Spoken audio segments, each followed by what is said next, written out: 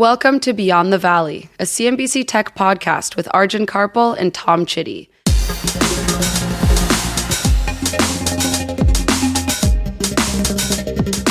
Beyond the Valley. Artificial intelligence capabilities are advancing at breakneck speeds. Experts are talking about artificial general intelligence, or AGI, which is broadly defined as AI that is smarter than humans. And then there's superintelligence, which goes even further.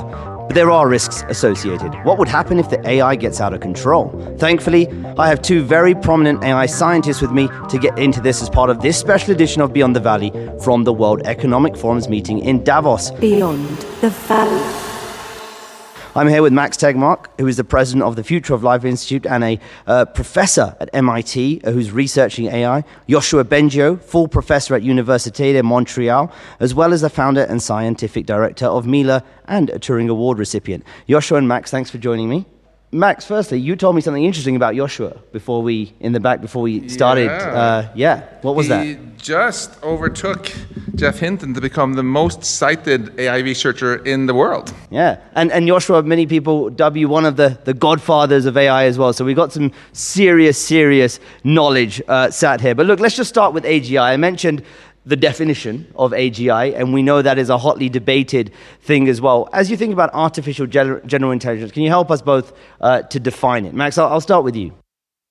So these days, a lot of people use it for hype, and so I think it's better to just go with the original definition, which was made by Shane Legg, one of the leaders of Google DeepMind. It stands for artificial general intelligence. It's basically AI that can make us economically obsolete, do all our jobs cheaper and faster than us. And it's been the holy grail of AI research since the inception, really, to figure out how the biological computer we have on our shoulders works and see if you can figure out how to make something which is just better all around.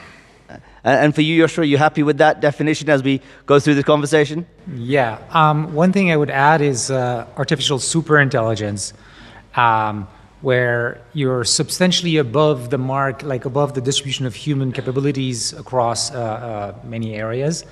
And that is something different from AGI in the sense that we're talking about entities that are way smarter than us, in the same way that we're smarter than, an adult is smarter than a child, or even we're smarter than primates. So as we get through this discussion, we're going to definitely get on to artificial superintelligence. I wanted to kind of start with AGI first. And both of you help give us a sense of where we are on that journey. I hear Sam Altman, the CEO of OpenAI, speak and say, well, OpenAI knows how to develop AGI, and we think it's going to come this year, and it's going to be way less, impactful than we think. Is that true? I think we have to admit that we don't know. And some people say it's next year, 2 years, 3 years. Some people say it's never.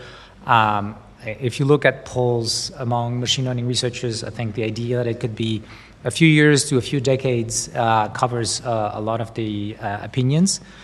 And from the point of view of the decisions we have to take collectively as a public, that governments have to take, I think we just have to bite the bullet of that uncertainty and be ready in case it happens in just a few years, but expect that it could be also longer. Like, we can't bet that this is going to be the case. And if it happens quickly, I don't think we're ready, neither at the scientific level, like we don't know how to control AGI, and nor at the level of coordination between governments, regulation, making sure that very powerful entities are not becoming new weapons in a very dangerous ways. And just to add to that, which I completely agree with, AI has been overhyped ever since the 50s and consistently taken longer to make progress than a lot of the hypers claimed, until the last 4 years or so, when things really shifted. Most of my AI colleagues thought 5 years ago, 6 years ago, that something that could pass the Turing test, and master language and knowledge at the level of GPT-4 was also decades away. Were they? Boy, oh boy, were they wrong, right? And my joke answer to your question of when it happens is somewhere between when Sam Altman says it's going to happen and when Jan LeCun says it's going to happen. And Sam is saying actually, Jan LeCun agrees that it could be a few years to a couple of decades. Right. And that's a fantastic illustration of the shift that's happened, because he used to say decades and decades, and just the other week he said on a podcast, very far from now. by which I don't mean centuries or decades, I mean years. So we are clearly much closer to being able to build this technology than we are to figuring out how to control it. Yeah, and a big focus of this conversation I want to talk to you about was something Yoshua brought up about the risks and the multiple things we need to discuss in terms of controlling AGI. Max, the Future of Life Institute was in 2023, called for a pause to development of AI systems beyond GPT-4 until, I guess, the risks were figured out. And we've had a conversation about this just a few months ago as well. What has happened since that call to action, and what are you concerned about right now? What's happened since then is an absolute explosion in the public discourse. It's after people like Yoshua Bengio signed this pause letter, everyone else felt safe also expressing concerns, because nobody can claim that you're a crackpot if you worry about something that he also worries about, right? And we've seen Senate hearings in the US, and we've seen international summits, etc. So at least now, a lot of people are talking the talk. We have to see if we can get them to walk the walk also, though, because it's clearly insane for us humans to build something way smarter than us before we figured out how to control it. And what, Yoshua, for you, what are your specific concerns about the direction of travel at the moment? Thanks for asking. Researchers in AI have been inspired by human intelligence to build machine intelligence. And in humans, there's a mix of both the ability to understand the world, like pure intelligence, and the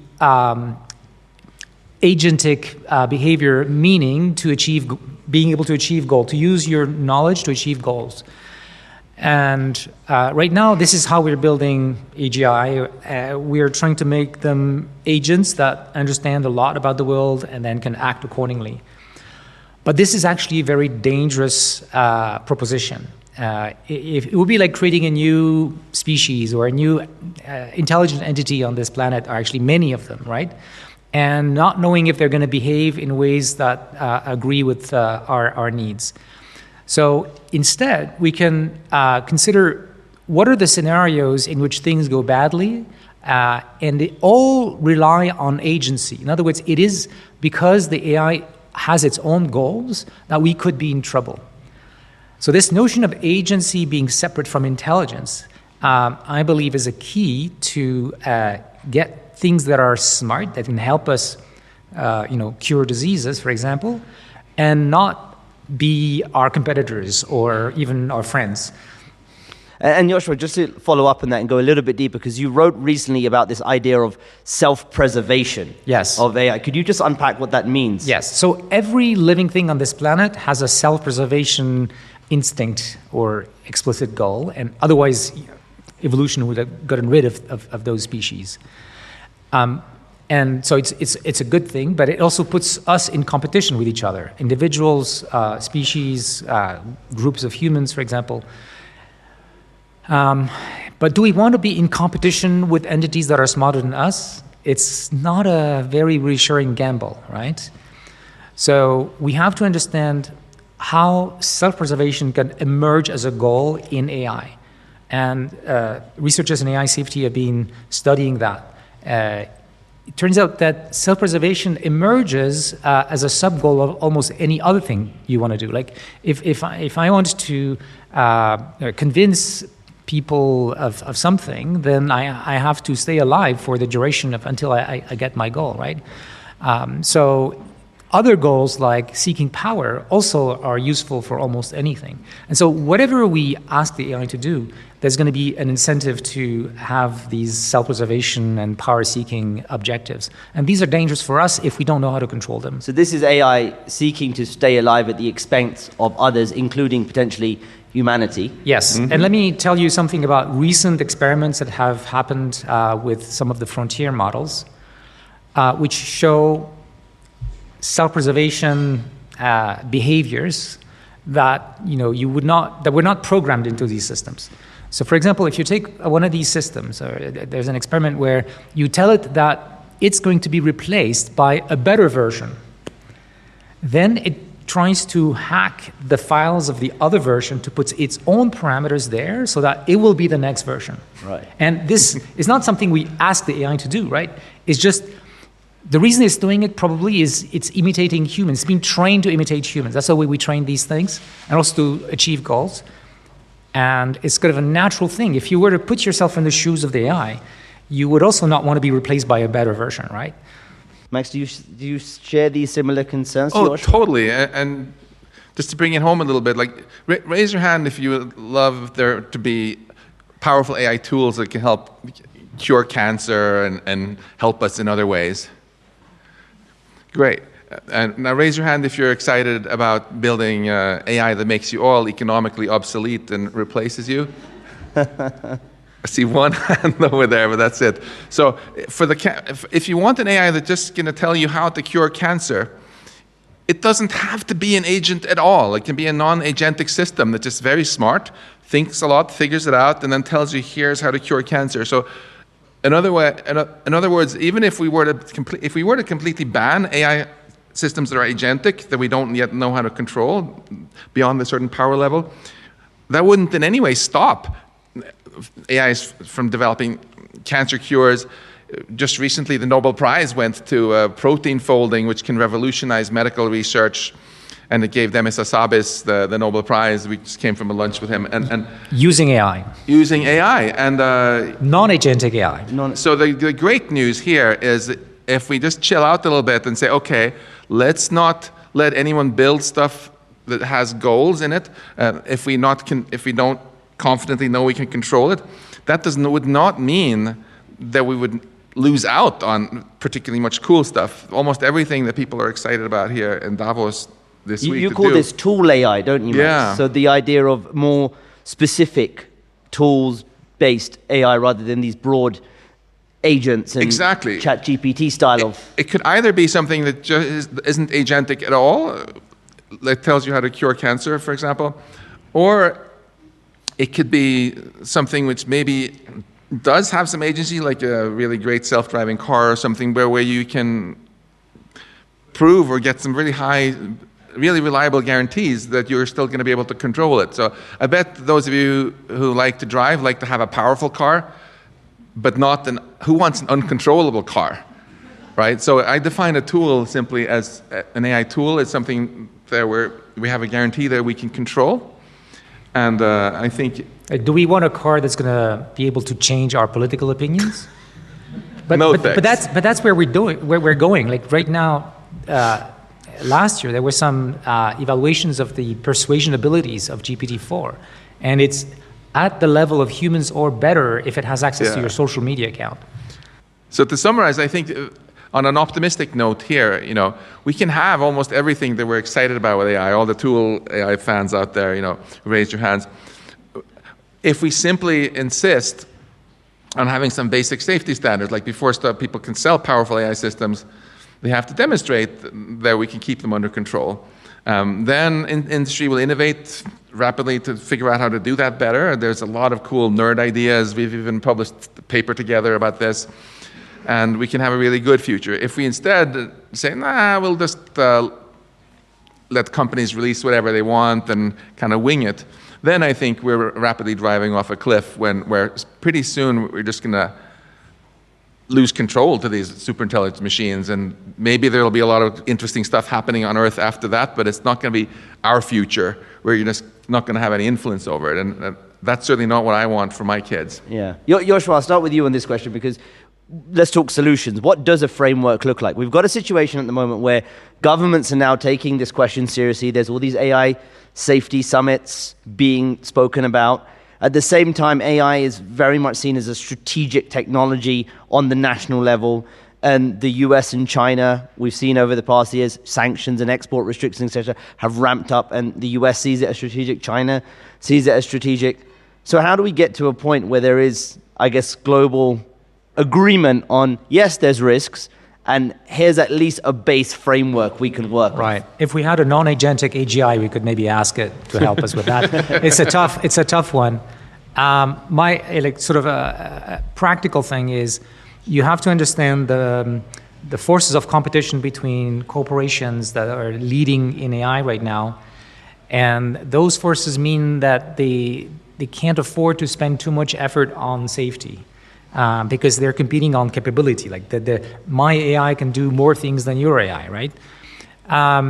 So how do we get out of this? Well, it has to come from governments, right? So, and coming back to the geopolitical question, it's not necessary to say, are we going to stop or let other countries take the lead? We only need to double down on safety, like basically to invest massively on how we change the way we train those systems so that they will behave well, or at least in the ways that we decide. So that's one part of the equation. The other part of the equation, of course, is we need countries to talk to each other about this. We want to avoid a kind of escalation of weapons designed by AI, between countries, which might be unstable. Like we've been lucky with nuclear weapons that, because of the assured mutual destruction, we reached a kind of stability. But it's not clear at all that new technology might have these features. So we want to start those discussions. They actually have started. And we want to make sure the leadership of the countries building those systems understand the existential risks, because that's where countries are going to meet, right? What do the Chinese and the Americans have in common? They're humans. And they want their children and their grandchildren to have a life. So I think similarly to what happened with nuclear, if we focus on this aspect, we can find a solution. If we focus on how the other guy is going to use AI against me, of course, we're not going to fix it. But we have to worry about that possibility. But I think if we have this ulterior motive, how do we protect humanity over the long term? There are solutions. Can I add some more optimism here? So I think the scientific consensus now that we are closer to building AGI than we are to figuring out how to control it is actually the best thing that's happened to U.S.-China relations since Richard Nixon went to China in the 70s and met with Mao, in that suddenly incentives are starting to align a bit more because, whatever you think of the Chinese Communist Party, they don't want to give away their control to some Chinese company or to the machines that Chinese company makes. Similarly, the U.S. government doesn't want to lose all its power to some unelected tech nerds in Silicon Valley. Not to mention the American voters are not so hot on that, right? So there's a growing realization that the greatest threat to the national security of both the U.S. and China isn't another country. It's out-of-control machines, and this might happen in 3 years or something like that, or 2 years, or depending on who you listen to. And the beautiful optimism here is that means that the American government and the Chinese government don't have to actually trust each other at all. They both just have to feel that the other government also gets the scientific situation here, that we are closer to building AGI than to control it. And then what will happen, of course, the Chinese government will prevent Chinese companies from releasing stuff that could take over China, not to make America happy, but because the Chinese government doesn't want to be replaced. And the American government will prevent American companies from doing these sort of things for selfish reasons too. Just like the American government created the Food and Drug Administration because they were pissed off about thalidomide, that this drug that was sold and caused over 100,000 women to give birth to children without arms and legs. They didn't do that to appease China.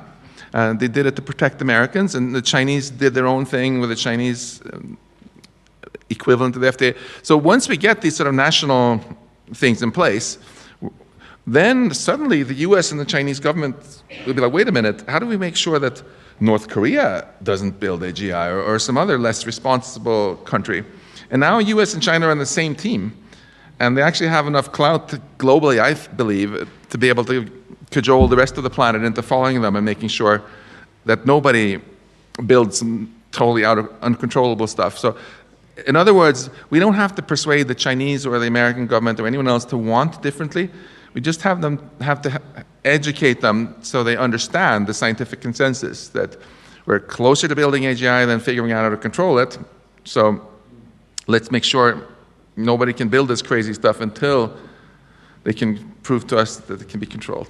We're having this conversation now a day after a new president has been inaugurated in the US with an interesting makeup in terms of those who have his ear, Elon Musk being one of them. Elon Musk has warned about some of the existential threats of AI at the same time as investing in them via Tesla and some of the other companies as well. Is that a good thing? That Musk knows about the threats that AI pose? He has a direct line to the president? Well, we certainly want more people in government to understand the threat. That's certainly positive.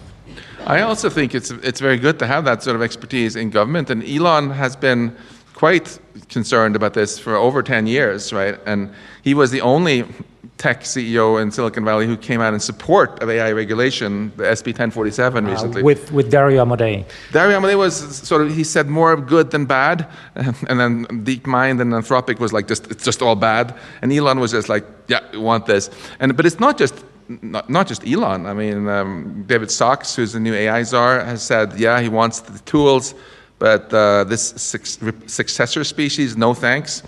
And then there's Trump himself, who was on record recently talking about how you could lose control over this stuff. And very importantly, a core part of Trump's base, like evangelical Christians, for example. I was talking to a leader of evangelical Christians yesterday here, and he said they think most of these people find it just absolutely evil and horrible. I hear some dudes who want to build it like a digital god. They feel they already have one. Why do you need a new digital one with like Silicon Valley values, and that they don't even know how to control? So there was a poll recently also that showed that over 70% of all Republicans and Democrats in the U.S. don't want some sort of super smarter than human AI. And insofar as Trump is swayed by what his base wants, I think this is a reason why you could totally see him cracking down on this and say America should be really strong, build powerful tools, even military tools that can be controlled, but not something we have no idea how to control. In terms of regulation, we've seen the Europeans in the EU with the EU AI Act. China has various legislation around certain aspects of AI, whether it's generative AI, large language models, or deep fakes, and various bits of legislation there. Is there a chance, Joshua, do you think that the US takes up the call for broader regulation on these technologies? Past track record in Washington hasn't been that great in that direction. There's been a lot of talk in the last 2 years. I think a more plausible option is that California or New York will pass a law that forces companies to be more transparent about their safety commitment and the results of their safety evaluations. And transparency here would buy us a lot. I think if companies knew that the public would see what they're doing and the commitments they're making, they would suddenly be in competition with each other for safety because they want to look good. And also, transparency has another advantage, which is it makes lawsuits easier. Because what's difficult for a liability case is to have the information about what did the company do precisely. But if they're public, or at least the information is in the hands of the government about what were their efforts? Were there these efforts in terms of safety up to par to the standards that exist? For example, what the AI Safety Institute is doing and so on. Then it's going to be harder to be sued. But if they go like below what the others are doing, then it'll be an easier target. So I think it would play a very positive role without being prescriptive, without telling this is how you should build a safe AI, right. But just make sure that you're not going to build something dangerous. And another very influential group in the U.S. is the national security establishment, right? So right now, when I go into the supermarket, they don't sell plutonium there. Why? It's because the national security establishment in the U.S. decided that's like a really bad idea for national security if everyone can build their own nuclear weapon. And this is very bipartisan. And again, once this scientific consensus sinks in the national security establishment that we have no clue how to control AGI, they're going to be against it. And they're going to be very for controllable AI, also in the military, etc., right? But this is something I think can cut across political lines very easily. where even with hawks and people who are otherwise very anti-regulation, even the most anti-regulation people in the American national security establishment are not anti-plutonium regulation, trust me. Just as we close out the conversation a little bit, let's look ahead a little bit, and then hopefully that tease something coming up and maybe get you two back on in a few months. But artificial superintelligence, you mentioned, we'll be talking about artificial general intelligence. What is artificial superintelligence, and what is the path there? Well, there's no reason to think that human intelligence is the pinnacle of intelligence, right? In fact, across evolution has increased the level of cognitive abilities. And our brain is a biological machine. So it's very plausible as we continue on that path, but much faster than evolution has done it, that we'll build machines that are superhuman in many ways. In fact, we already have machines that are superhuman on very narrow abilities, like playing Go and chess and so on, or discovering the structure of proteins. So the question is, how do we do it in a safe way? And what I've been arguing earlier is that we can separate the intelligence aspect, the ability to understand the world and to make predictions and forecasts, from the agency. The agency is what gives scheming, deception, self-preservation, power-seeking, all the things that are dangerous if we don't control them. And the intelligence is really what we want. Like, we want machines that help us because they understand things better, or they can help our scientists. And the other thing that's nice about separating these two things is that if we have non-agentic intelligent system, they can be used potentially to control the agentic systems. In other words, to put guardrails, to make sure the agents are not behaving in ways that we would consider immoral, for example. And this is technically doable. This Totally. is technically feasible, yes. It's the fundamental idea that's given us the whole AI revolution is the idea that intelligence, the ability to solve cognitive tasks, is really all about information processing. And it doesn't matter whether the information is processed by carbon atoms in cells in brains or by silicon atoms in our technology. And there is absolutely no law of physics that says that biological computers are the only way to do stuff. And once you get rid of all these boundaries by how large a brain can pass through your mom's birth canal and this and that and the other thing, the sky is the limit, right? Even today's AIs can think 100 times or more faster than we can. So if we were interacting with a robot that thought at that pace, we would look to them like trees. We would basically be standing still like this. It's not so hard to imagine that thing could harm us if it wanted to.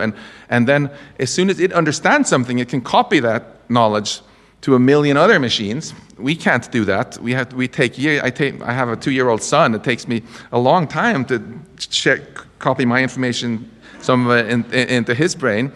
And that's just the beginning. If you make things that are just vastly,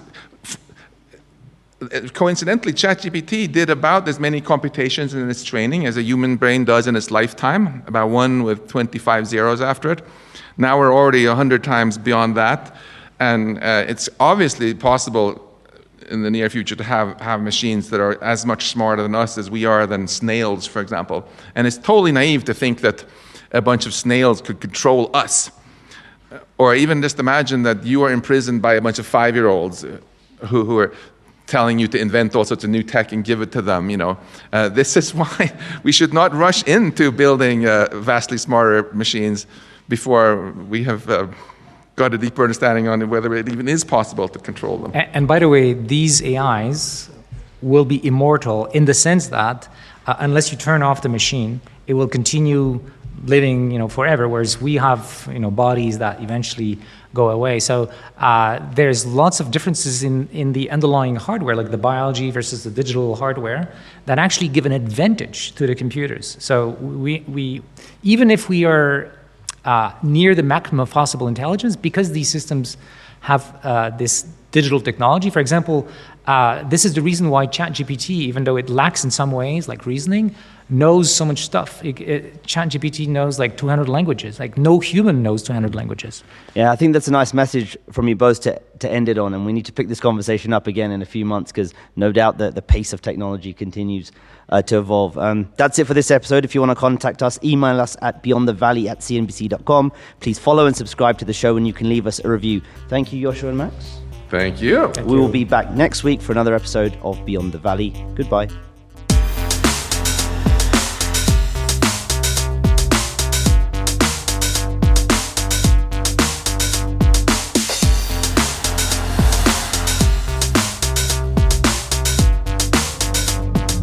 Beyond the Valley.